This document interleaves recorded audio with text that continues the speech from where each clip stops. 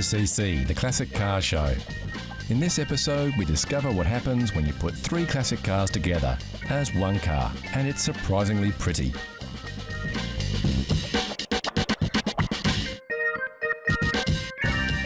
We get a closer look at a car many consider well before its time, and we tend to agree.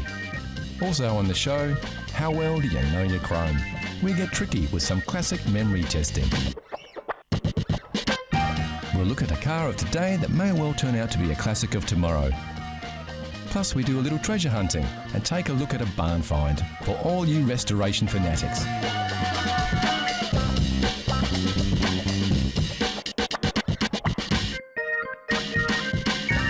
So put your seatbelt on and slip into gear as we drive off on another road trip that is CC Classic Cars.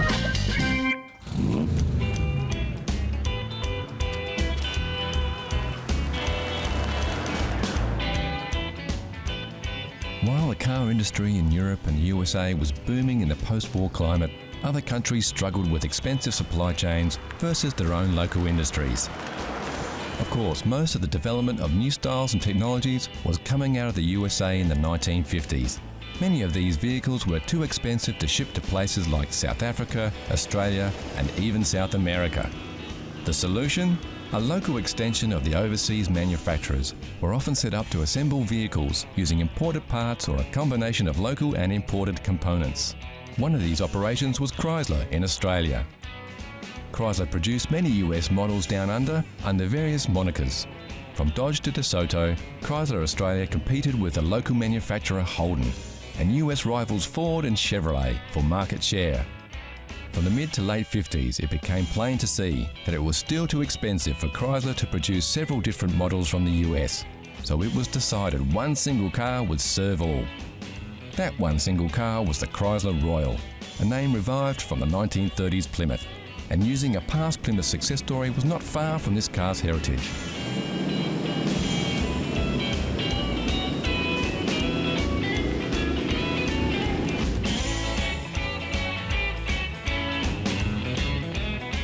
The Chrysler Royal was a compilation of three cars: the Plymouth Belvedere, the Dodge Kingsway, and the DeSoto Diplomat. The running gear was based on the Plymouth, and the styling was taken from all three vehicles to create this spectacular and surprisingly elegant Royal. The long tail fins on the rear were from the 1956 Plymouth, even down to the thin vertical tail lights.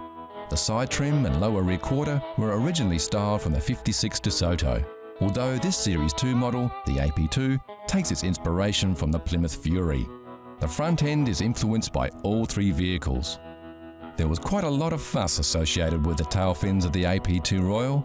When this Series 2 model was released, the high rear tail fins were marketed as an optional extra, although it seems most vehicles were sold with them.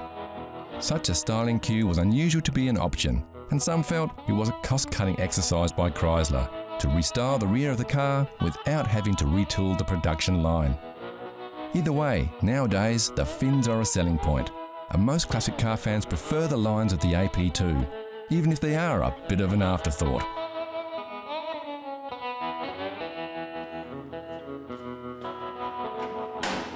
Under the bonnet, buyers could choose a moderate 6-cylinder power plant that was matched with either a 2-speed auto transmission or a 3-speed manual, or, added to the lineup after initial release, a 220 horsepower V8 engine, imported from a Chrysler affiliate in Canada. The 5.1-litre V8 proved to be a reliable and powerful option in the Royal, and this power plant, or a derivative of it, was used in models right up to the 1970s. The V8 became the buyer's choice for this heavy vehicle, as it competed well in the marketplace with the Fords of the time, and fuel prices were not an issue in the late 50s. The automatic transmission in the Royal was called the Power Flight, and was a 2-speed push-button automatic, something that really didn't catch on. The technology behind the Power Flight, labelled the Torque Flight in the US, was groundbreaking, and the essential mechanics behind the transmission was used right up into the early 1990s. There were a few issues with the push-button system on the Royal though, and dropping the car into first gear while already travelling in reverse was possible. This no doubt increased tyre sales.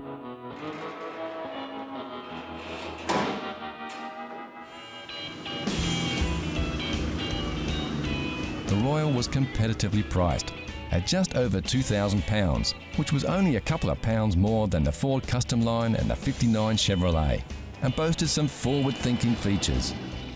These included power-assisted brakes, full-time power steering, dual sealed beam headlights, a non-glare instrument panel, pull-out door handles, and even controlled ventilation. The Chrysler Royal was never really considered a success story and was soon outsold by the Dodge Phoenix, actually a rebadged Plymouth, sealing its fate by 1964. In total, about 18,500 Royals were sold between 1957 and 1964. It was a car that really didn't find a place in the heart of the car-buying public, and today, Chrysler Royals are few and far between, with only a handful of restored cars still on the road. If you are searching for a Royal, they are unlikely to be found outside Australia and South Africa, and they are now getting the recognition they deserve. A fully restored V8 Royal will fetch anywhere between 20 and 30,000 US, or about 12 to 18,000 pounds. A rolling original would be much less, depending on its condition, and an original, unrestored Royal with a 6-cylinder motor would go for about 10,000 US dollars, or about 6,000 pounds.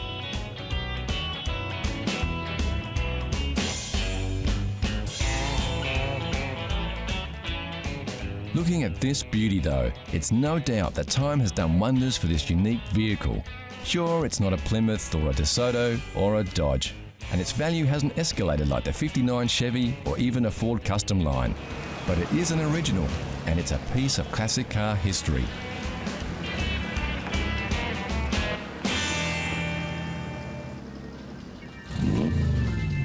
Here's a challenge for all you classic car fans. Know Your Chrome gives you a peek at some close-ups of classic chrome.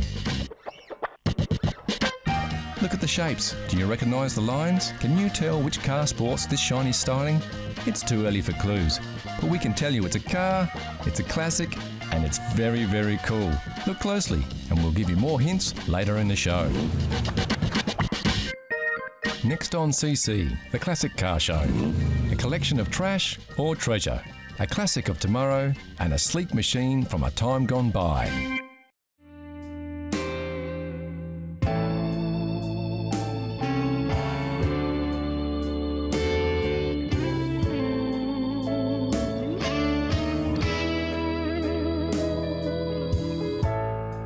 We went for a drive in the country and discovered this treasure trove of old classics. Several of the cars are quite unique, and we had to ask, what are all these cars doing here? Well, the reason we have so many cars is because there are so many that need saving. I'm interested in all kinds of cars, British primarily, but I'm interested in European cars, American cars, pretty much the ones that are sort of down at heel and but still have some hope of being able to be put back on the road. We couldn't help noticing quite a few Morris models lurking around the property, their best days behind them. Some, like this factory cabriolet, are in big demand, while others look like they may end their days here, regardless of the unique modifications they may have accrued. Paul has been a Morris fan since he read about them in a classic car magazine at school. He decided a Morris would be a good first car, and he's tinkered with them ever since. I've had plenty. I would have had probably 30 Morris Minors, half a dozen Morris 8s in that time. That's a period of 30 years we're talking about. The reason I like Morrises is because they're a friendly, simple, reliable car. It's a car that's still easily able to get parts for. It's still quite usable on the road, and I guess people like to see old cars on the road, and I certainly like to drive them, so that's the reason. It's not just a Morris graveyard here though. Paul does restore them when he can, and he usually has a few cars on the go at once. There is quite a mix, including minis, right up to the Citroën DS, which is probably one of the most unusual types of car here, due to its unique technology for its age. The hydraulic suspension, brakes and steering are well ahead of their time. We have to ask though, are these old time machines really going to make it back on the road? I'm doing one of them up. The beige coloured car is actually a runner. I'm just replacing the starter motor in it at the moment. When I restore a car, I do like to have it sort of going in complete so I can evaluate it, and that's pretty much what I'm planning to do with this one. Looks can be deceiving, and when assessing classics for restoration, don't just go on first impressions. This relatively complete red DS looks like it has some hope, but it's actually the beige model that runs and does everything a Citroën DS should do, making it the more practical project. This one we are looking at here is likely to end up as parts. Looking around this farm, it's not hard to get a little excited about the potential that some of these vehicles have to offer. There are some great finds hidden under the layers of dust and machinery. Everything, including the kitchen sink. Of course, all the hard work aside, what drives somebody to take on the task of rescuing a car from a slow, rusty demise? How do I feel when I see a car that I desire in someone's barn or in a shed or sitting in their driveway? Pretty excited, actually. One of the reasons, I guess, for that is it's part of the saving the old car thing, first of all, and also sort of satisfying a desire for a particular vehicle. And it's in no doubt that plenty of cars have been saved from rotting away under an old tree in a paddock, thanks to Paul and his love of classic cars.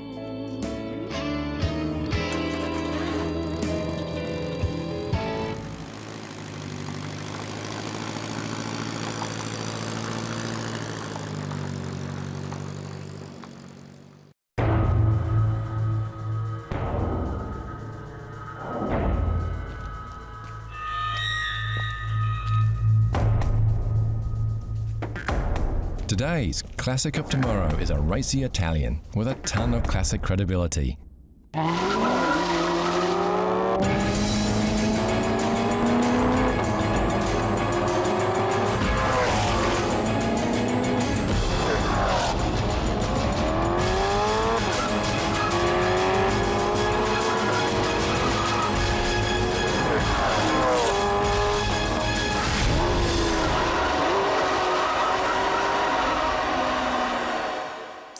This is the Maserati Gran Turismo MC Stradale. It's powered by a 4.2-litre V8 engine that delivers 450 horsepower that will guarantee this machine not only looks good, but has the performance to match.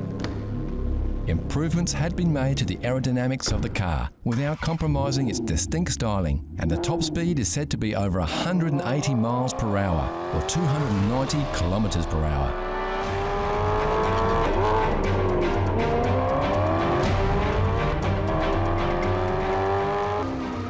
Some cars are classics from the day they roll out of the factory floor. This very well may be one of them. The trick to getting this powerhouse to the classic car rallies will be keeping it in one piece long enough. If you think it's too much car for you, then it probably is. If you are a racing fanatic though, and have a wallet fat enough to spring for it, the Maserati Gran Turismo MC Stradale can get you the checkered flag now, and at the classic car meets in 40 years.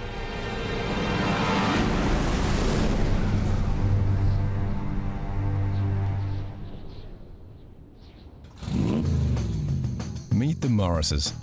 These two classics are Morris Minor 1000 series, built between 1956 and 1971. These bubbly vehicles were conceived to combine the superior handling and stylish roomy interior of a quality motor car with a more suitable price range for average family motoring.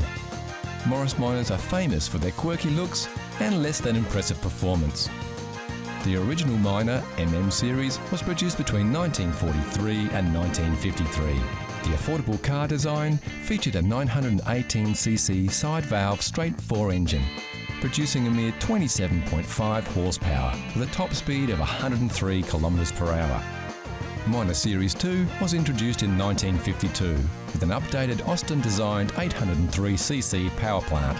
Although the engine felt more powerful than its predecessor, it proved to be a poor performer. That didn't stop fans of the economical little family runabout from eagerly snapping up the British people's car that came in both 2-door and 4-door models. The vehicle was again updated in 1956 to the Minor 1000 series, like the ones we see here. The original split windscreen was replaced with a single curved one-piece and a larger rear window. The new model had a top speed of 124 kilometres per hour, as long as you had no passengers. The Morris Minor became the first British car to sell over 1 million units in 1961, proving price, style and reliability was just as important, if not more, than performance. And the Morris Minor reliability is still put to the test today. Morris Minors are amongst the best-served family-sized classic cars and continue to gain popularity amongst classic car lovers. This is reflected by the increasing number of restored and improved Morris Minors still getting round the whole family, even if they do arrive a little late. So how well did you go with your first peek? How well did you know your chrome? Here's a quick update. Did you guess it right away, or are you still pondering? Take a look at these shots.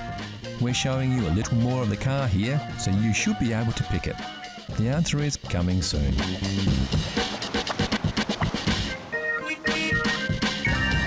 Next on CC Classic Cars, we take a look at some classic British power and reveal the Know Your Chrome mystery car.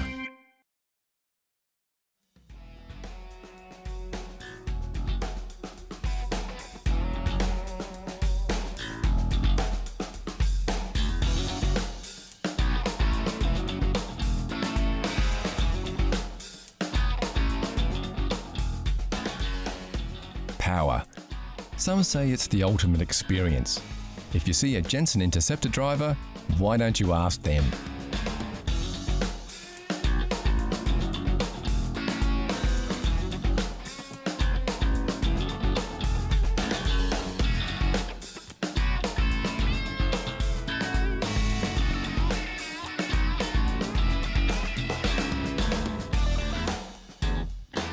The Jensen Interceptor was a GT class sports car hand-built in the UK from 1966 to 1976. Flying in the face of fuel scares, this muscle machine from a bygone era oozed style and its own look to the future, while packing some serious CCs under the hood. Brian Gregson managed to get hold of a J-Series Mark III in 2006, but it was in pieces. An unfinished restoration project, the car had been stripped and painted, but never put back together. So the state of the car really was as it had come out of a paint shop. Still had masking where the tail lights were, had no glass in it apart from the rear window. It only had the driver's seat console and dashboard inside the car. The engine was sitting there with no radiator connected to it, and it was just a rolling shell. Brian managed to track down the previous owner, who had the majority of the missing parts, making his restoration job much easier. As it was already painted, it was just a case of getting this sleek machine back on the road. Apparently a J-Series Mark III Interceptor is the car to have. It's the better Interceptor, and I built it all up myself, put it back together. Okay, it was painted when I got it, but it's a rolling restoration project.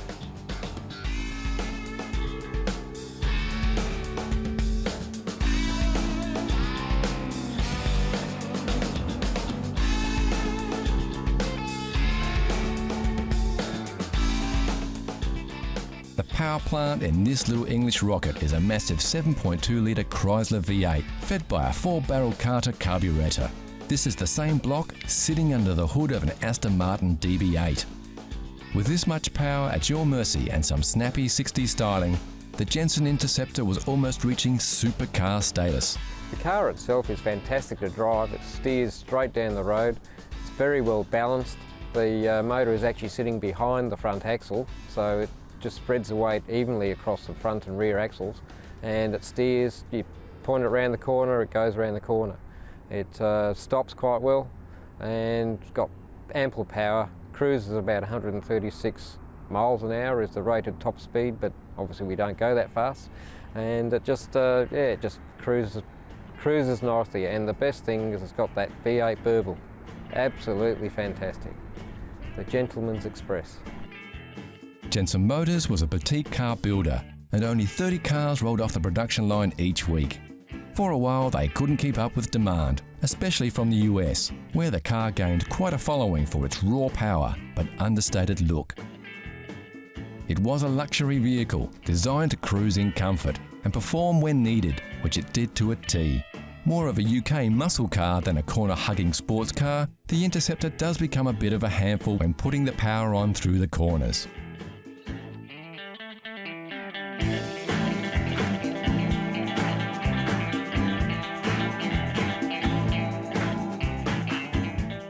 The build quality of the Jensen Interceptors was second to none, and rivaled Aston Martin as the executive car to own at the time. The steel body was a new direction for Jensen motors that had previously used fiberglass, also known as glass-reinforced plastic, for their car bodies. Along with a new construction also came a new way of working, and the styling was actually done in Italy by Chrysler Touring.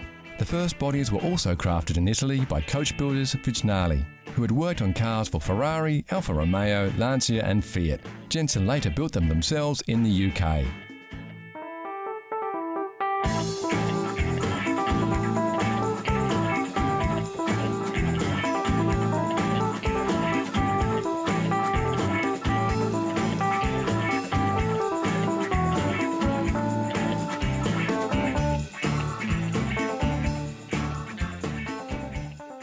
Reliability of the Jensens are, if you maintain them well, they will get you wherever you want, whenever you want, on time and without any hassles.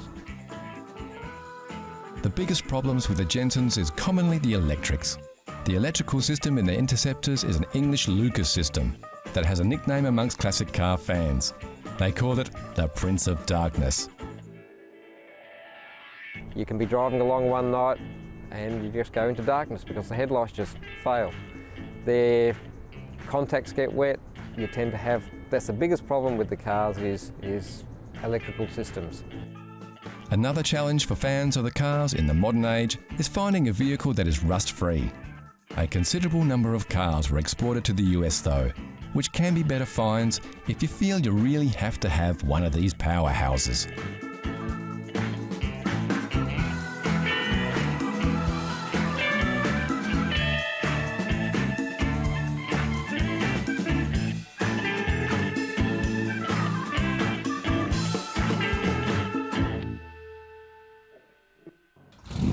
So how well did you know your chrome?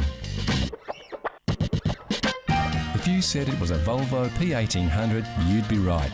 Designed in the late 1950s but not put into production until the 60s, the Volvo P1800 is famous as the car of the British TV spy, The Saint.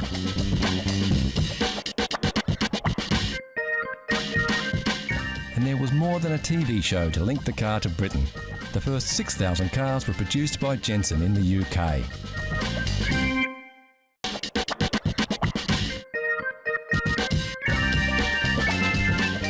When you're out on the road, take a look around at just how many classic cars are still running and turning heads wherever they go. We think you'd be surprised. From classic American cruisers to sporty European runabouts, cars from a long-gone era are still around. You never know, the car you're driving now might one day be a classic.